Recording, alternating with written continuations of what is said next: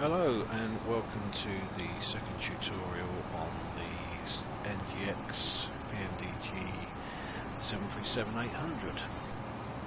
My name's Ian65 and today we'll be looking at setting up the flight management computer ready for flight.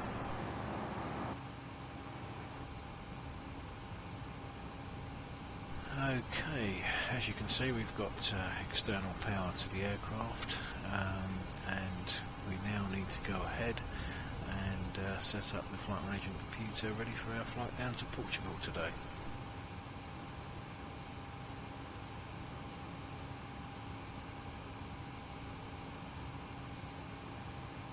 Okay, first thing we need to do is we bring up our FMC or CDU and we need to start setting up certain parameters. First thing we're going to do is we're going to look at the FS actions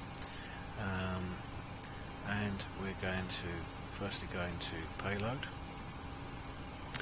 and for this flight we're just going to set it as full.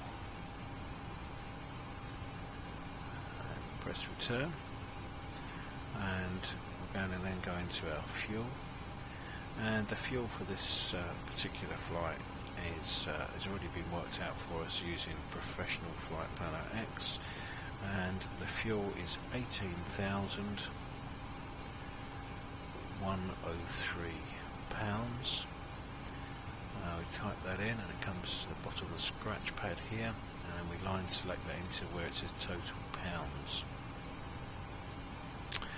Okay, that's the fuel done, and if we press return, we can return again to the menu, and we're back at the main menu.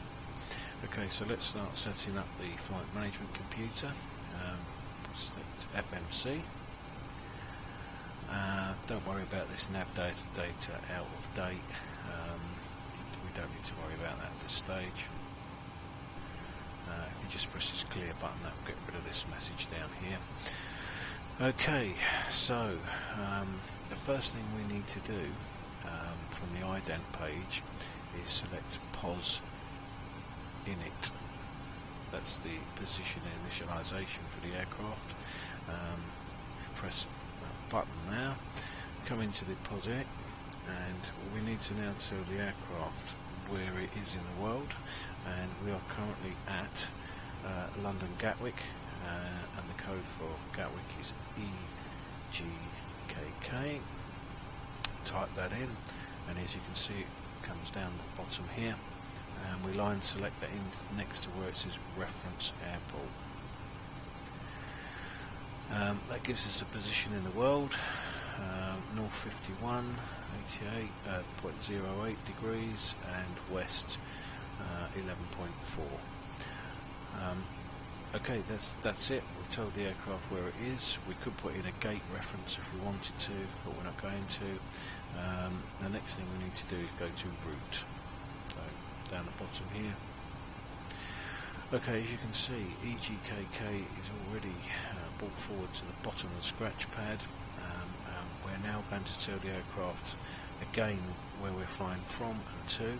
So we line select origin, and that copies EGKK into the from. That's the departure. Now we're actually going to Lisbon today, and the code for Lisbon is LPPT. And we line select that into the destination. Anything with a box, with empty boxes like this, we need to put some information in. So line select that into there. So the aircraft now knows that we're going from London Gatwick to Lisbon. Now, I'm not going to explain Professional Flight Planner, but I've used that today in order to set up our route. It's a bit of a lazy option, but it works for me. And we're going to put that in as a company route. So we line select the button next to company route, and that brings up lots and lots of routes. There's quite a few routes stored in here, but what we're looking for is EGKK LPPT 01. Scroll forward,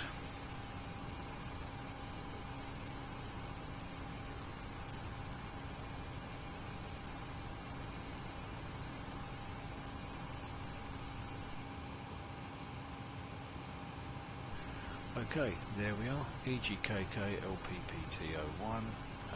If we select that on the left, you'll see that it highlights that particular company route, and what we need to do to load it is to come down to the execution button and press it. It will then give you another chance to make sure you've got the right route in. Click activate and execute again, and now that's loaded it into the computer. Okay, at this stage you can give it a flight number. We're just in a British Airways 737, so it's BAW 5231. You could use proper flight numbers if you like. It's completely up to you. And just select that into where it says flight number. Okay, that's that done. Next thing we need to do is we need to press this button, depart arrival, and this brings up our departure and arrival airport, and next to the departures for EGKK, we'll line select that. We're going to be taking off today from 08 right, and we're going to be using a SID called SAM3P, which is this one here. Line select that, and then we need to press the execute button down here again. Okay, that's that done. So that's the departure runway and standard instrument departure SID for takeoff. Press depart arrive again, and this time we need to put in the arrival information at Lisbon. Line select the second one down, and we are actually going to be landing on runway 35, which is a non-ILS approach. So we look on the right hand side here and use this next page to come down, and 35 is here. Line select that, press execute, and the star, the standard terminal arrival route, is actually INB05A. Next page down, and you can see there that the star is at the top, INB05A. Line select that, execute, and that's our arrivals set up. Now, just in case you're wondering where I'm getting all this information from, it's actually from Professional Flight Planner X, and I'm going to do a separate tutorial on that, but at the moment that's information I'm assuming that you understand how to use Professional Flight Planner X. Okay, next we need to go down to the route. That brings us back to this front page, and we need to now go into the performance initialization. Now, anything that's got a box needs to have information filled in. The first thing I'm going to do is there's third down here is a 0 fuel weight. Now you can work this out manually, you can fill it in from PFPX, it's entirely up to you, but the lazy way of doing this, the shortcut route, is if you actually click on the button next to it, it will tell you down here what the 0 fuel weight is, and then all you need to do is click that button again and it will load it back in, and it will work out the centre of gravity and the gross weight, etc, etc. Okay, that's that done. Reserves, fuel reserves, we're going to put 5 in, that's a fairly standard reserve, and line selects it next to reserves. Cost index, okay, that's another complicated subject. All airlines have different cost index for fuel consumption and costs and economy, etc, etc. I'm not going to go into that again today, but I usually use a cost index of 25, so we're going to use that today, and line selected in. Okay, the only other thing we need to do here now is to set our cruise altitude. this flight level 36,800 is the recommended.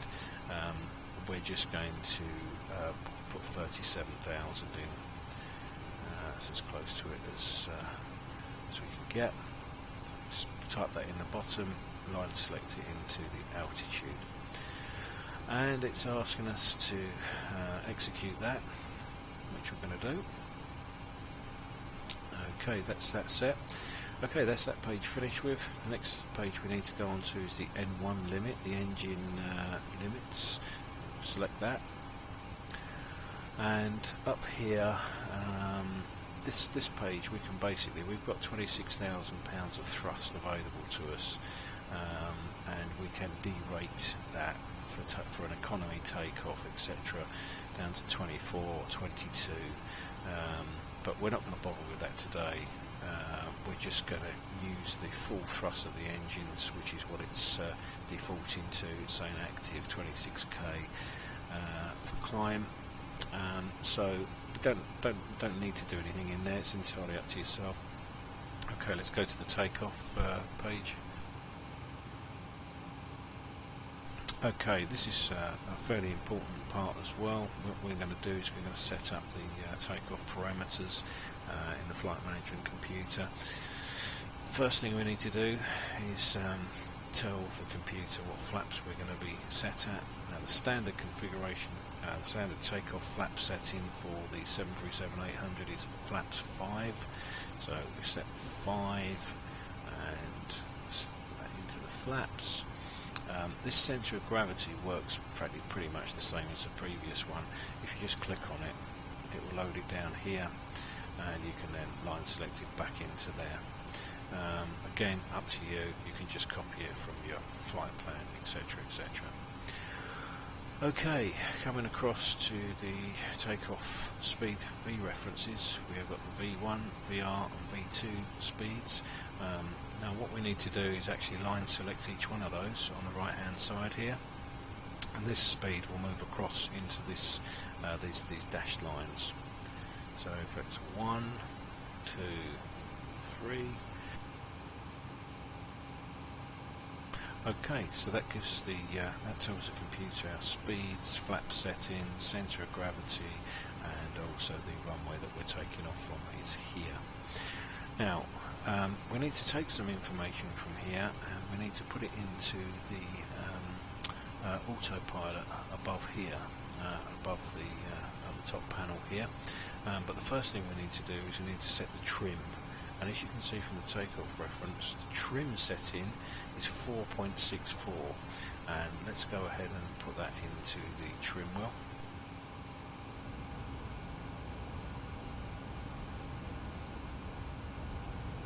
Okay, this large metallic wheel is the trim, stabilizer trim, and we need to set that for takeoff based on the weight, centre of gravity, and it's worked it out for us at 4.64. So let's revolve that wheel to 4.64.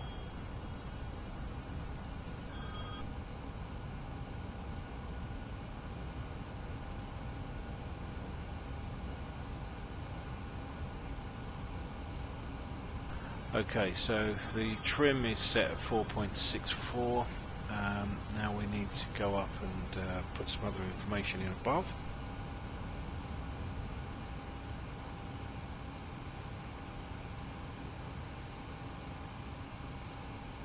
Okay, up above here, this is another autopilot setting. All these instruments tell us the speed, heading and altitude which we need to set up, and the first thing we're going to do is we're going to put in the speed, the takeoff speed, which we can see here is the V2 reference, which is 152, that's 152 knots. Now as a safety margin we always add 20 knots onto that V2 reference, which will make it 172. So we put 172 into the indicated airspeed Mach,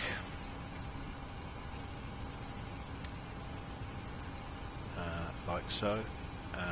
We've also got the runway heading as on here as 08 right, which is actually 079 at Gatwick. Put that in 079. And although we initially on the altitude probably be given 6,000 feet, we're going to just roll the altitude up to 37,000 feet, which is our cruise altitude. You would normally be cleared to 6,000 or 8,000 feet by ATC on takeoff, and you'd set that accordingly. Okay, so we're all done here.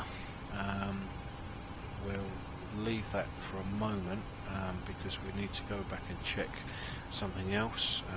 The next thing we need to do is we need to come back to our flight management computer CDU, and we need to click on the legs button.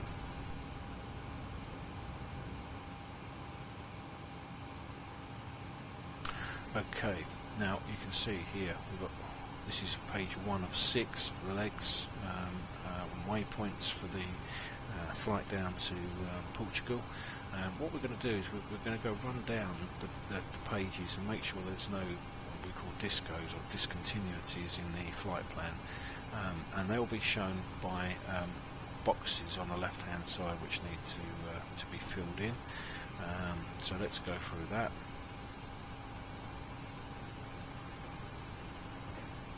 And as you can see, after this waypoint, NETVO, there's a discontinuity because it's saying then, and it's expecting some information that's not there. Now, the way we get around this is we go to the next waypoint after this discontinuity, and we copy it and paste it back into this one. So what I'm going to do is I'm going to go to the next page, page 6. And you can see here that in actual fact the next waypoint is runway 35. It can be anything after this. There may be more and more pages of legs, but the end one is the runway in this case. So basically click on the side of that and that will load that RW35, runway 35, into the scratch pad at the bottom. Now if you go back a page to where the empty boxes are, if you now click against that, it will load that in there, and you just press execute, and that's it.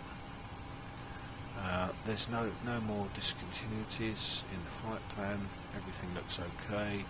That's great. Now what we're going to do is we're going to further check the flight route by using this map. And what we need to do first in order to step through the plan is, if we come up to the top here, you can see it says app, vor, map and plan. If you put it onto plan, just make that, bring that out there, you can see if you start at the beginning of the legs, page 1, where on the ground here there's the aircraft symbol, and this is the route. Taking off from 8 right, going out on our route. Now when you click on plan up above there, this information changes down here to step, so we can now step through the route, make sure we've got a solid magenta line running all the way down to Portugal. Keep pressing step, run through the waypoints. And you can see actually on there the TC, touch top of climb. We should be at 37,000 feet there. Continue stepping through the flight plan, and you'll notice that we're now coming into the star for landing at Portugal, and we come all the way through to end of descent, which is the beginning of runway 35. So everything's solid, everything's set up nicely. We can now put that away.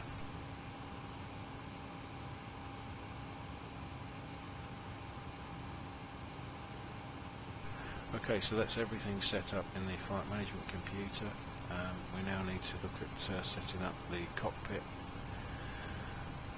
Moving back up to the moving back up to the baro reference and the other settings there.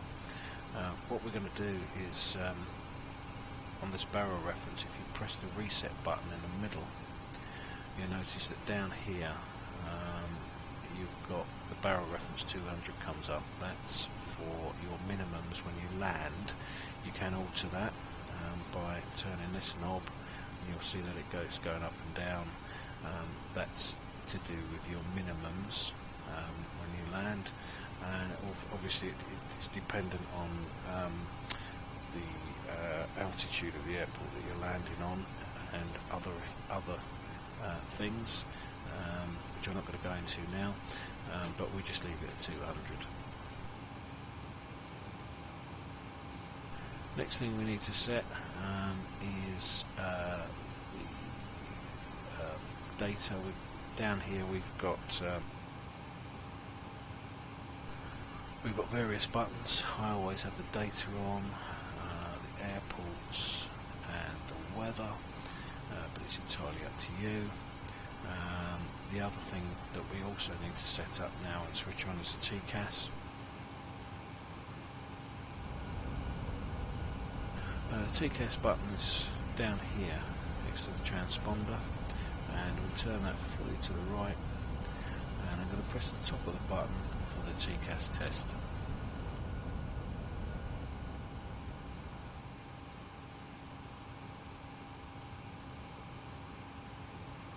TCAS test pass. Okay, so that's the TCAS set. I'm going to put this map back onto map from plan, and if you press this button here, the button in the middle is actually to do with the TCAS traffic, and if you press that, you can see that there's a 3 mile circle that comes up, so that it registers any traffic within a 3 mile range. If you switch that off, it will only set it out to a further distance, so I always press that as a matter of course.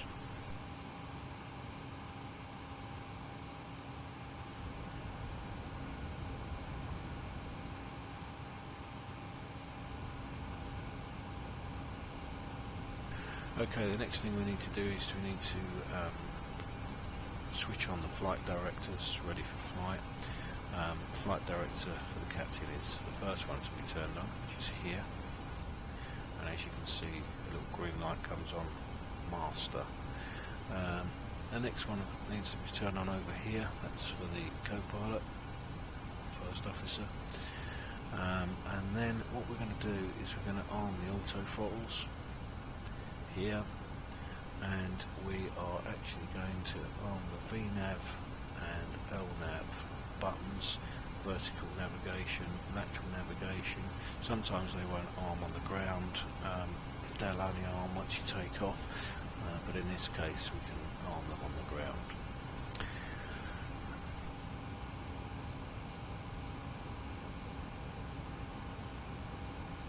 Okay, next thing we need to do is to put the auto brake on, which is this piece of equipment here. Turn that knob to RTO, which stands for rejected takeoff. Okay, so we're all done here. We don't need to do anything else at this point. I think we're all set up ready for flight.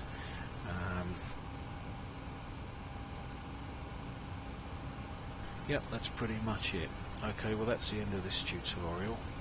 In the next tutorial we'll be looking at the overhead panel and starting the engine up, and taxiing ready for flight.